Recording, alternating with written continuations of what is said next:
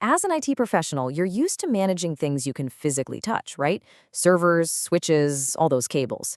But what about the invisible forces that can absolutely wreck your network? Well, today we're diving into the silent killers of connectivity, RFI, EMI, and a massive threat you probably haven't factored into your disaster recovery plan.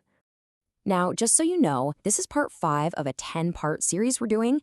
It's all based on an incredibly detailed report, an introduction to RFI, EMI, and space weather for IT professionals, which was put together by the experts over at RFI Detectives. They're a part of Virtualization Options LLC, and we're breaking down their key insights for you. So here's our game plan. First, we'll tackle the basics of that invisible wireless noise. Then we'll clear up the difference between RFI and EMI. After that, we're going to look way up to a threat that's 93 million miles away. And finally, we'll bring it all back home and talk about what this means for your IT resilience strategy. Okay, let's get right into it. We are swimming in a sea of invisible signals all the time. But a lot of what's out there is just, well, noise. And that noise can wreak some serious havoc on the wireless systems we all rely on every single day. This is honestly the perfect analogy. I mean, think about how much time you've spent troubleshooting a bad network cable or some electrical noise on a line. RFI is exactly that, but for the airwaves. It's for your Wi-Fi, your cellular, anything wireless. It's just unwanted energy that messes with the signal, which means slower speeds, endless retries, and sometimes the connection just drops completely.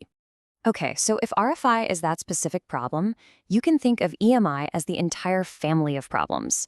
See, RFI is actually just one type of electromagnetic interference. EMI is the big umbrella term. It covers any disturbance that affects an electrical circuit. We're talking everything from the hum of a power line all the way to microwaves and, yep, radio waves. It's the whole shebang. So why do we need to split hairs here? Why does the difference between RFI and EMI even matter? Well, it's not just for kicks. Knowing the difference is actually critical for troubleshooting. You have to know if you're chasing an RFI problem or a much broader EMI issue, because the solutions are totally different. And this table just lays it out perfectly. Look on the left, EMI. It's the big one, the superset. It can affect both your wired and your wireless gear. The source could be anything: power lines, a big industrial motor, even a nearby lightning strike. And how do you fix it? With classic data center stuff: shielding, filtering, proper grounding. Now look to the right, RFI. That's the subset. It mostly hits your wireless systems. The source is usually just another radio, and you fix that by changing Wi-Fi channels or tweaking power levels. See? Different problems, completely different toolkits. All right, so far we've been talking about local stuff, right? The microwave in the break room, your neighbor's Wi-Fi, a motor that's not shielded right. But the single biggest source of EMI is one you can't just unplug. You can't ground it, and you definitely can't put a shield around it. Just let that sink in for a second. Pretty much every source of interference we've talked about is at some level within our control. We can find it and fix it. But what happens when the source of the problem is the sun itself? And this is what brings us to space weather. The source report calls this, and I love this phrase, the least intuitive but potentially most devastating type of EMI.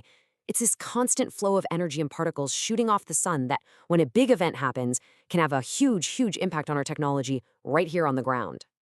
And that's the scale we're dealing with, 93 million miles. This is not a problem you solve by walking over to the server rack. This is a threat on a completely different level. I know, this is starting to sound a bit like science fiction. Solar flares, cosmic rays, but what's the so what? What does this actually mean for you, the IT pro, for your infrastructure, your disaster recovery plan, and your company's uptime? This quote right here is the absolute key to all of this. A correlated failure mode. You know, in IT, our entire resilience model is built on independent failures. One server goes down, the other kicks in. One ISP fails, we switch to the backup. But what if the very same event takes out your primary systems and your backups at the exact same time? That's what space weather does. It shatters our basic assumptions about resilience. And just look at what's at risk here. A single big solar event can mess with GPS timing, which a ton of financial and network systems rely on. It can knock out your satellite internet backup. It can disrupt radio comms. And in a really bad one, it can actually destabilize the power grid your data center is plugged into. All these things we think of as separate can all fail at once. So let's just boil this all down. RFI, it's basically noise on your wireless.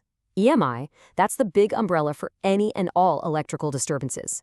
Space weather, It's the biggest, baddest source of EMI we have to deal with. And the number one takeaway for you is this. You have got to start planning for correlated failures, not just the independent ones you're used to. So I'll leave you with this one question to take back to your team. We all plan for fires, for floods, for simple hardware failures. But does your DR plan, your business continuity strategy, does it account for the sun?